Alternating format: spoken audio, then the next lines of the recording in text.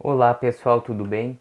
Aqui é o Júlio e hoje nós vamos falar sobre um assunto um pouquinho interessante, um pouquinho diferente, na verdade, do que a gente vem falando.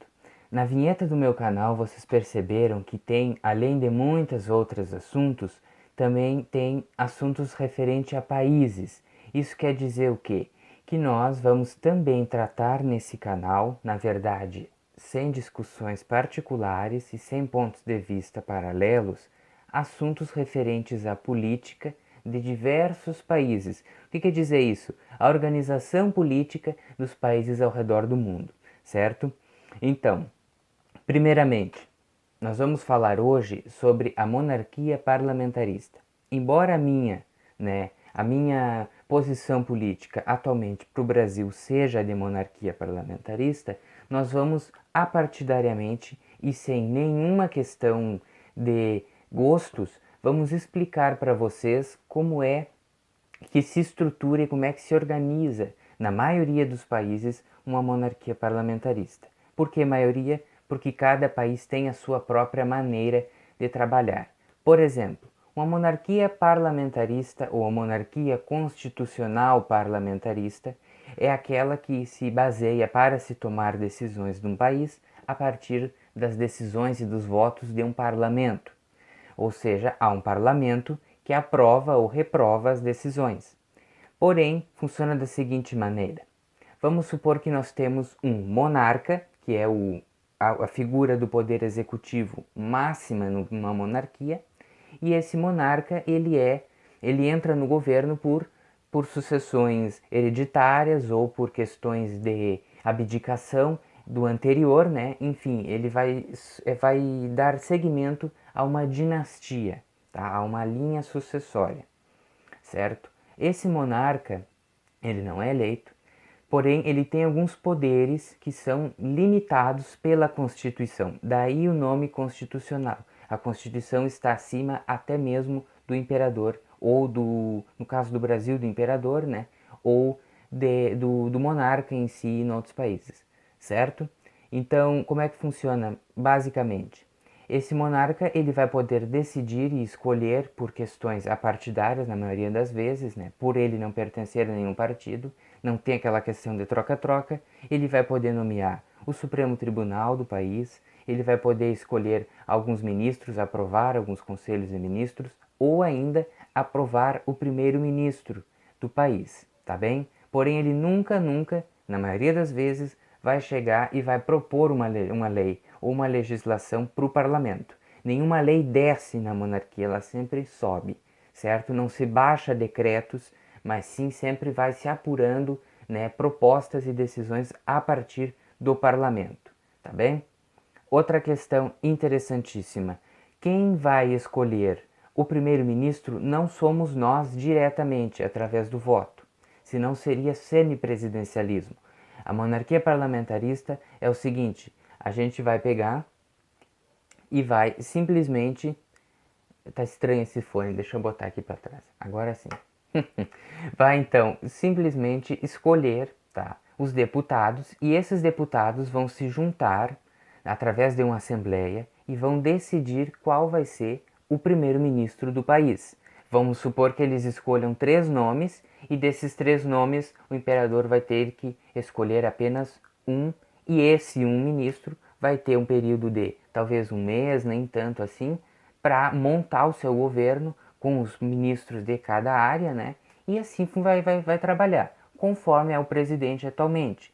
O que acontece? Se houver algum problema com esse primeiro-ministro, por questões de corrupção, por questões de favoritismo, de qualquer tipo de desentendimento que aconteça, qualquer crise política, tá? O que vai acontecer? Ele vai ser automaticamente eliminado pelo parlamento. Vai acontecer um voto de desconfiança ou um voto de censura. Se ele supera e ele consegue ter muitos votos de censura, ele cai. E aí o parlamento tem que indicar outro primeiro-ministro para assumir o governo do país. E aí, então, novamente, o imperador vai ter que apurar isso, né? Se ele não aceitar, a popularidade do imperador cai, corre o risco dele cair de mandato e passar para o próximo na linha sucessória. Então a monarquia ela funciona porque ela trabalha com, vamos se dizer assim, com ameaças constantes. Então sempre tem um ameaçando o outro, e isso aí acaba fazendo com que a coisa funcione. A gente sabe que governo tem que ser assim, mais ou menos, né? Então, continuando o que eu dizia, né? Depois que acontecer isso, o que vai surgir? Geralmente acontece eleições gerais, como aconteceu na Espanha. Se tem muitos casos de se trocar muitas vezes de primeiro-ministro, o melhor que se faz é então eleger novos deputados. Então se faz uma limpa geral do parlamento e aí se faz tudo de novo essas assembleias e assim por diante. Outra questão, o imperador ele não manda, tá? Isso é a história que eu conto para vocês. O imperador ele não vai mandar igual um presidente, fazer decretos e baixa, essas coisas assim, nunca, tá? Ele vai só aprovar. No Brasil nós tivemos e poderemos ter, quando restaurar essa monarquia, o poder moderador. O poder moderador, ele é basicamente a mesma coisa vai ser como se fosse uma moderação entre o executivo e o legislativo. Isso é basicamente isso. Ele vai demitir primeiros ministros, se for o caso da sua popularidade cair ou da aprovação popular também entrar em algum declínio, tá? Então, essas são questões. Por exemplo, ele vai representar o país fora representar o país fora, né, em convenções, enfim, o imperador, e o primeiro-ministro vai tratar principalmente das questões nacionais, ou seja, coisas que referem-se à organização e ao governo do país. Pronto, tá? Isso aí, gente, dá uma diferença muito grande. Vocês podem comparar, podem observar países, né, na Europa e outros países que é muito comum serem grandes democracias por conta disso, por serem justamente monarquias. A única exceção é a Suíça, né? Que a Suíça ela é parlamentarista e é um paraíso, na verdade, mas é o único país. Os demais todos são monarquias. É muita coincidência, né, gente? Ser monarquia e ser um país com IDH tão alto, com PIB tão avançado e com a democracia assim tão ampla, né?